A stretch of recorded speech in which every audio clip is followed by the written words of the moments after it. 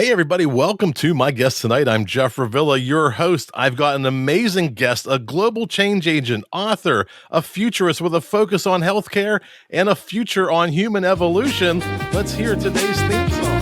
He's been around the globe, built clinics that care. 50 years of service, he's been everywhere.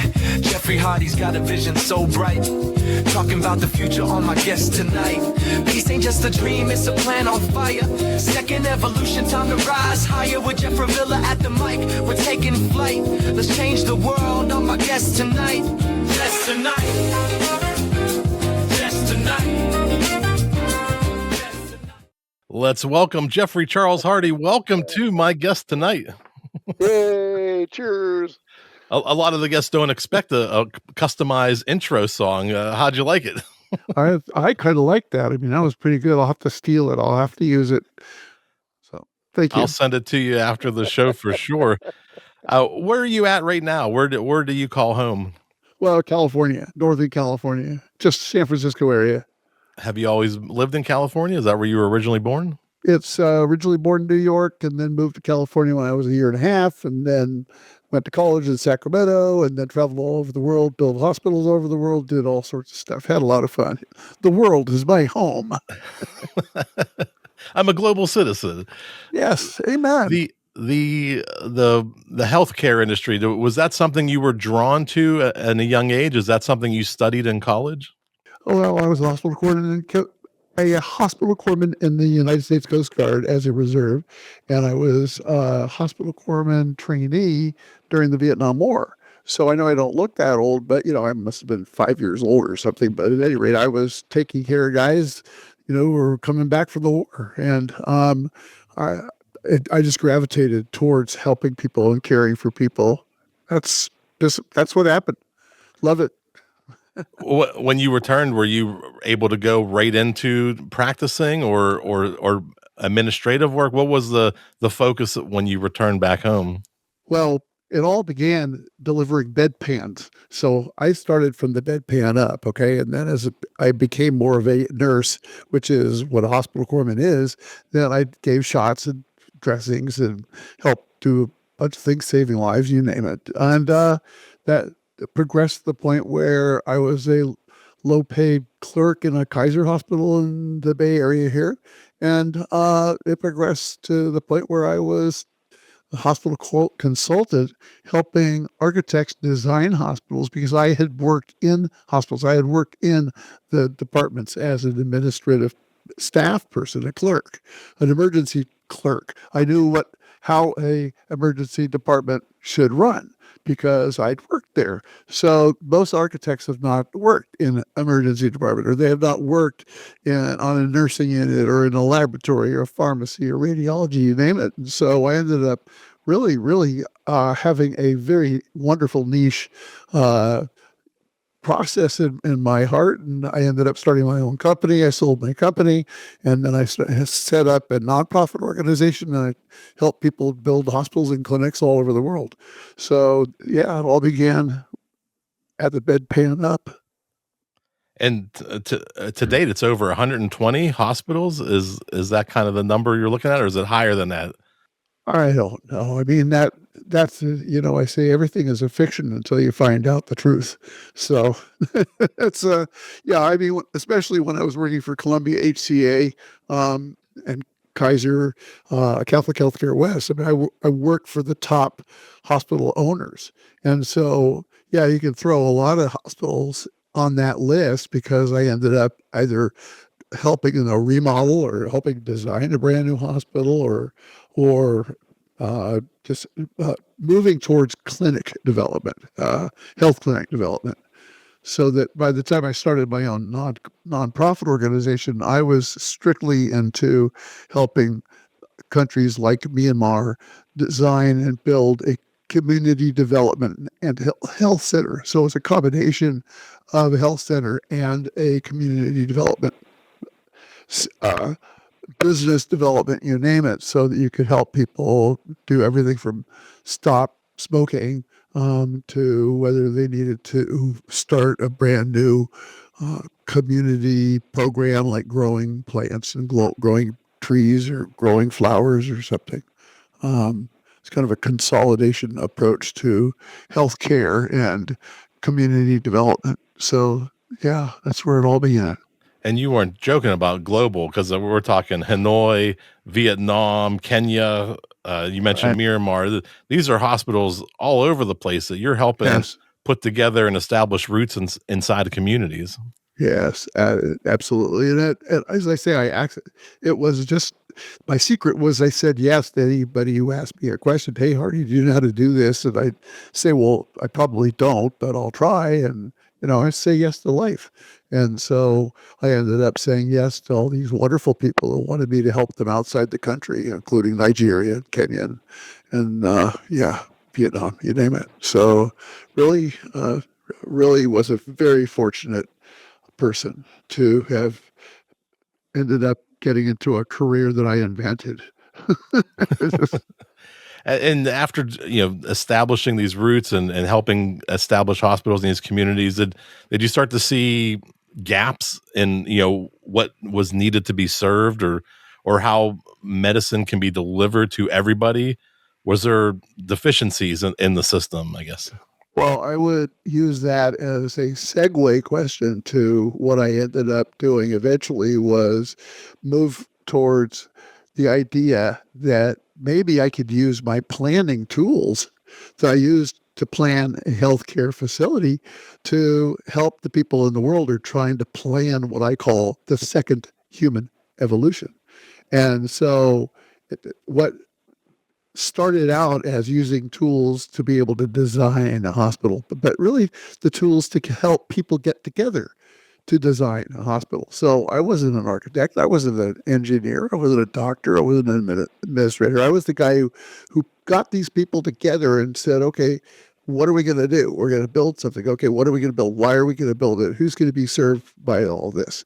And it just really gave me an idea. I mean, here I am in Yangon, Myanmar, or in Bangkok, Thailand, talking to a group of people about planning health. Well, why not be sitting in those cities talking about planning the second human evolution? Because we are not at the point in our human development where we are able to design our future. And that's what I'm talking about. I mean, the whole first human evolution that began 2.5 million years ago to somewhere in the mid 50s, mid 60s, where we had mutually assured destruction. We had conquered nature, and we were at a point where killing for peace, that worked, that got us here, but killing for peace is not really going to work anymore. We've got to think about how we can care for peace. And because we already know how to care for peace, for gosh sakes. When I was hospital corpsman of the Coast Guard, I learned that wonderful feeling that if I took care of these guys, by the end of the day, these guys I'd helped, they were sleeping like babies. They were happy. They'd said, thank you. They knew what it meant to have peace. And I knew what it meant to have peace. And then I met all these nurses all over the world, and they already know what it means to care for peace. So what we have to do as a global community is we have to tap into our ability to care for peace and design our future. And that means it's not going to be status quo. It's not going to be, we'll just let the future unfold in front of us. No, we actually have to do some planning. And that's what happened to me while I was planning hospitals and clinics. I was saying, wait a minute, we need the tools to be able to plan the future of humanity. And it begins with people like you. It begins with what I call, in my profession, the pre-planning process. This is called pre-planning. It's where we talk about what it is that we want to do, but we also have to talk about the approach to what it is that we want to do. How are we going to start? Who we're going to call into this discussion? Is it just leaders? Is it just nations? Or is this going to be some groundswell? Or is it a combination of grassroots and brass roots, was what I call, the top and the bottom, get us all working together and talking and planning together, because the planning is a process. It's something that you don't say, well, I'm going to go to the grocery store and get some dinner. Yeah, you want something while I'm at the grocery store. That's not planning. Planning is where you actually plan ahead. You think, okay, what do we need? What's worked in the past? What doesn't work? What would we best to do in moving forward based on what we have heard works in the past. And also you've got other organizations right now that are already doing great planning projects. But I mean, I look at United Nations. I am so proud to be a human right now because of the United Nations, because of the World Health Organizations. I'm not proud of being a human because of all the nasty stuff that's going on right now in the world where we're still killing for peace. Why are we doing that? What this Gaza stuff and this Ukraine stuff, in Sudan? I am appalled at how our inabilities are being exacerbated on the global scale, and we're watching it on television every single night. This is not working. Why don't we just recognize that the first human evolution is dead? Those of us who are still dragging our feet in the first human evolution have got to wake up and just stop this killing for peace stuff, because now we're in what I call the suspended human evolution. The suspended human evolution. It's where we, as a united humanity that can remember history, who knows what works and what doesn't work, just because we've gone to school and we've learned what history is all about. We are in a point now where we've got the brains, we've got the experience, and we've got the tools to plan the second human evolution. And you mentioned the three stages of human evolution. We're in the suspended stage right now.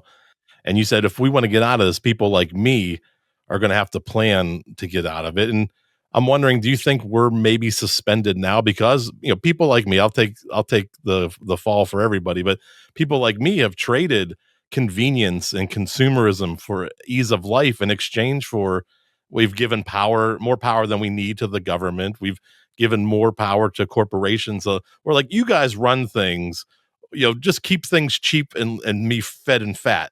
And a lot of people have backed off and backed out of the system and have let other people take over. But if we want to get out of this, if we're just kind of stuck in this cycle for 50 years where we consume, they make more stuff, we buy more stuff, we got to keep the system running, but we're not thinking about what's keeping the system running and how do we get beyond this? Is that maybe what's contributing to the suspended state?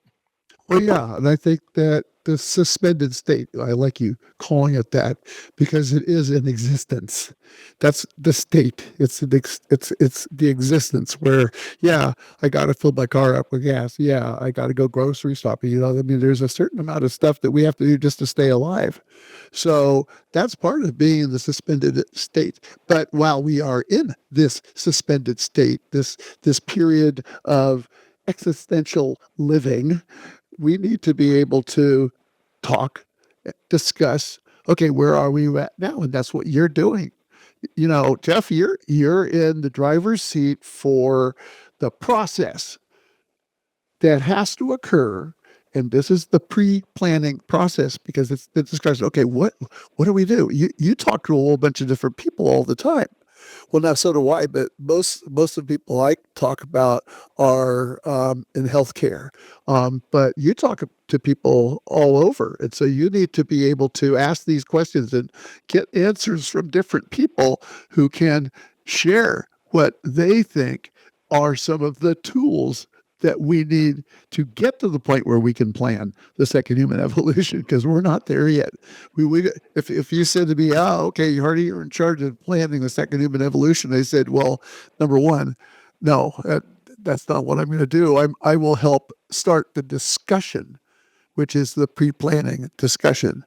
Because you don't just do what some of the hospital people did when I get called and they'd say, "Hardy, we want a brand new hospital." And I'd walk into a place that did not need a new hospital at all. they had not done their homework. They didn't even know how to plan. Oh, well, we went on out and we got some Bay Area government organizations to do an assessment of our area and determine whether we need a hospital here. And of course, the answer was yes. And they said, well, based on the people who are here, we should probably build a 300-bed hospital. And I'm sitting there looking at, I'm looking at the information. No, you don't need a 300-bed hospital because the number of people you have in your community are already going to a whole bunch of different health maintenance organizations. And there's very few people who are using individual doctors. So, you've got to be able to get to the point where you know how to plan, and then you look at what the best tools are to plan whatever it is you're going to need, because it's not the old tools, it's new tools. And how do you think we find the momentum or find the right people to lead us to the plan? Like how do we get out of this, like, this suspended state where we're day by day life? Will there be a catalyst event? Will there be somebody who we just know, like, and trust that rises up and says, "Hey, listen, we got to start planning here, or we're not going to do too well." I think it's an evolution. I think that the process is the solution. And that's what on the bottom of my book, I've got the process is the solution, because you have to start down the road together with the rest of the world. And that's what you and I are doing right now. We are starting in a very small way, which is great, because you got to start small. You got to talk and talk. And it's got to take a lot of talk, take a lot of dialogue. And then little by little, the answers will come. I don't think that you don't get to the point where you know that what you're going to do until you really looked at what other people have done. If you looked at your own your own mistakes, look at all the failure all over the world. I can't tell you how many places that I would go where they want to build a brand new hospital, and just the fact that they got to that point, they're setting themselves up for failure. And so you just have to know that the process is laborious, it's time consuming, but I will tell you, I have had nothing but an enjoyable life in being able to help entire countries, plan a healthcare system, or to help a whole corporation plan how they're going to deal in their own health maintenance organization. That was with Kaiser. And so I think that what we're doing right now is it's laying the groundwork. That's what we're doing. We're saying, okay, let's talk about this, because there aren't any answers. What we have to do is discover what the process is. And little by little we are, because the academia is very, very in tune with all sorts of ways and means to move this ball forward. And so, and we have done lots of work in management engineering and how to change the world that we have now. And so there's a lot going on right now that I am so proud to be an American. And I'm very proud to be a member of the world. I think that we're moving in the right direction. And, with you. When I was doing the research for this interview, and your To Care for Peace organization, there's a saying in Mexico that has been popped up through the headlines, and I started thinking, well, maybe that's the entryway for us to start have this conversation. They say, for the common good, first the poor. And if we could learn to take care of each other and not try to grab what's ours and get ahead of the Joneses, if we could take care of our neighbors and see the plight of our neighbors and people who are Yeah. struggling in our own Yeah. community, and see that when Yeah. they're taken care of, our whole community rises up a little bit. We get better as a Yeah. people just taking care of each other. And that's I don't know how many of us have that perspective right now. Well, I think that we can move towards caring for peace. And when I say peace, I don't mean the space between two wars. I don't mean sitting on top of a mountain, with your legs crossed, your arms crossed, while the people down below are dying, the people in the villages are, suffering, and they're not, no, the link is very simple. Care is the link to peace. So through care, we can attain peace. And that's what we've got to bring to the table. And we've got to recognize it in the people that we're working with, because all I have to do is pull people in the healthcare facility. It's easy for me because I got nurses sitting at the table, doctors. I've got people who understand what it means to care for peace. Okay, Hardy, let's get on with it. They've got, that's the core. That's what they have. They know what it means to care for peace. So I go to Myanmar. I'm working with Aung San Suu Kyi's government before the coup, and saying, care for peace. That's a bargain. That's what we need to care for your people, and then the people will have peace, and so will the governors and the people who govern the country will have peace. It's a bargain. It's a quid pro quo. It's not just a nice feeling and evolving with a peaceful feeling.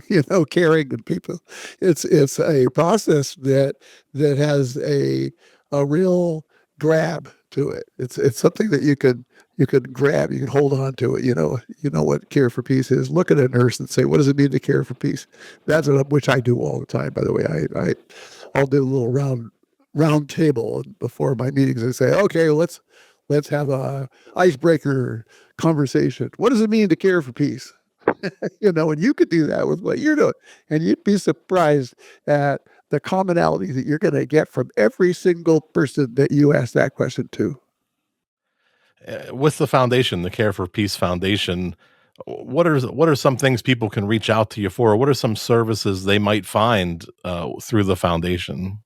Well, thanks for asking that question. The foundation is alive because the book is alive, and I'm doing a lot of things to promote the book.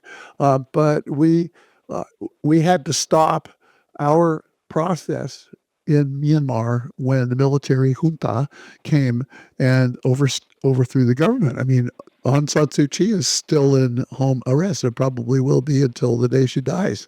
And the people that we work with, the Minister of Health, the Minister of Education, the Minister of Finance, all the top people in the government, that they were either house arrest or they were jailed, or they got lucky and got smart and took a train out to Thailand or somewhere. I mean, it's like, what do we do? Well, we had built a prototype community development and health center right in one of the most deep rural places in Myanmar. And we had a partner, in-country partner named the People's Health Foundation. And they have proceeded to take our prototype that we did together. They helped us. We helped them design and build this prototype. So they built 22 of these already. They've already built more of these in this horrible environment that the military is in charge. And so we left, but we didn't leave the tools. we lived, we shared the tools so that the people who were there could use the tools and continue to do what it was that we did. That's really what we have to do. So, I mean, the foundation, answering your question, there's nothing that it's doing or nothing that we're doing to even promote it, because at some point we will be able to, and is my belief that at some point we'll get another country to be able to do this, and we'll be able to discuss this whole process of community development, because once Ukraine hopefully gets back to where they can rebuild, and same thing with Gaza and the rebuild, and Syria, all these places that can rebuild. Once we get to the point where they want to rebuild, well, I'd like to rebuild the way we started to do in Myanmar. You start at a community level, at a village level, and you use the people who are trained in health to build their villages and their countries from the bottom up. And you gave us a sneak peek at the book, To Care for Peace. Is part of what came from the foundation in this book and kind of laying the blueprint for how you see this proceeding, how you see the planning going? Is it kind of a roadmap to get to the next phase? Yeah, I wrote this book mostly. The audience of this book was my board, and it's my board is both an American board of very high level doctors, nurses, administrators, and also very high level people in Myanmar, because and the People's Health Foundation and some of the government people who were there. So that's who I wrote the book for. It was the closure, the coda to our work, because when the military coup came along, I, I couldn't even fly to the country. And in fact, I was very careful to even sending emails to the country, because I didn't want to get somebody picked up by, somebody in the government saying, okay, this is somebody Hardy's talking to. Let's go arrest them and throw them in jail. So, I have to be very, very careful. So the client of the book is the board, but it now is you. The client of the book is anybody who wants to really understand what it means to care for peace, and what is this first human evolution? What's the suspended human evolution? How do we design something like the second human evolution, which I have 4 templates in the book. And these templates are tools that can be used during this pre-planning process, because they direct the discussion. And that's what we need right now. We need, okay, how do we direct this discussion to get to the point where we can start thinking about planning the second human evolution? And so, yeah, I mean, that's what the book is. The book is here. It's more of the what, and it's less the how, because the how is something we've got to develop together. And there's a lot of how that people are going to bring to the conversation. I want to make sure that it's not my how. I want to make sure that it's our how. I want to make sure that it's something that people can coalesce with their own words, their own language. That will be part of my language. So it's a very selfless process, and it's but you got to start by pushing back, and standing back and looking at the world, looking at humanity and where we've been. Because if you don't recognize that we can't kill for peace anymore, that cannot work, then there's not a whole lot we're going to be able to do from that point on. We've got to recognize that we are in a place where we have to do something, and to do something, that means that we need to plan it. I've seen your numerous TV appearances and your podcast appearances. Do you have anything coming up where will you be appearing somewhere, or conferences? How do you continue to promote the message? Well, I guess the key was to start the snowball rolling from the top of the hill, because then it gets bigger and bigger just by itself rolling down the hill. So that's what I've done. And because of that, I'm getting invited to all sorts of video events, broadcast television, podcasts like this. Just that's really what I want to do now. I'm not so sure that I want to pick up any speed and make this into anything bigger than it is right now, because it's you and I have got to be promoting this pre-planning process. And you don't do that standing on a stage and pretending that you're Tyler Swift or Taylor Swift, with the commencement address that she gave, which is phenomenal commencement address. I couldn't do that. I'm not looking at being, Mr. Hero in any stretch of the imagination. I'm a process guy. I'm here to get this ball rolling, the snowball at the top of the hill. That's it. So, yeah, no, I'm very, very, very satisfied with how it's going. I mean, there's major news articles about what I've done now, so it's cool. MSN Network, Yahoo, some of the other ones I get. One of my favorite ones was recently in December. It was Los Angeles Tribune wrote a phenomenal article about what I've been doing. So, yeah, I mean, I want to see this snowball pick up more snow, and to do that, you got to allow the snowball to keep rolling. Well, if people want to reach out to you, or just get the book, what's the best way to find you or get in contact with you? Well, the book is To Care for Peace. So you can go to Amazon and you can get it on Amazon.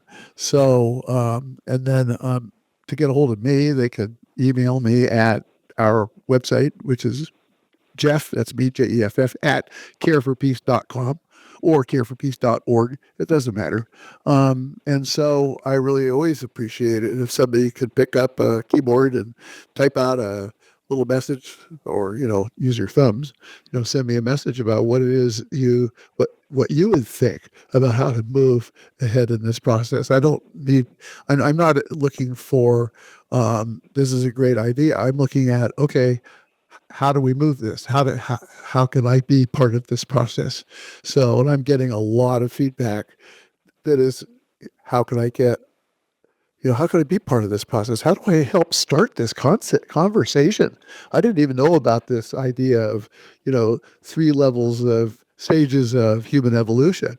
And, people are going like, well, aren't you talking about the Holocene? Aren't you talking about the Anthropocene? I'm saying, no, the 3 stages of human evolution are specifically about humans, not our pets, not our zoos, not the trees in the forest. It's just us. It's what we have done in the 2.5 million years up to this point, where we are now and where we need to go. No, this is not geological. This is, that's the Holocene, and how that relates to all other previous scenes. So, no, this is the human epic. That's what we're looking at. So, yeah, I'd like people to be able to email me, Jeff at careforpeace.org. And, how do you want to start? What can I do to help you? Awesome, Jeff. This was amazing. You've certainly opened this Jeff's mind. So we got a lot of work ahead of us, and this is very, very important. And people walking away from this, check out the book, check out what you think you can do, even start locally, right? You don't have to Absolutely change the world tomorrow, but you could change your neighborhood or your community center. Right. And always know that change is a wonderful idea, but keep talking about the idea. That's very, very important. It's not something that you do with your hands. It's something that you better start up here. Sounds good. Let's go back to that theme song. He's been around the globe, built clinics that care. 50 years of service, he's been everywhere. Jeffrey Hardy's got a vision so bright. Talking about the future on my guest tonight. Peace ain't just a dream, it's a plan on fire. Second evolution, time to rise higher. With Jeff Revilla at the mic, we're taking flight. Let's change the world on my guest tonight. Yes, tonight.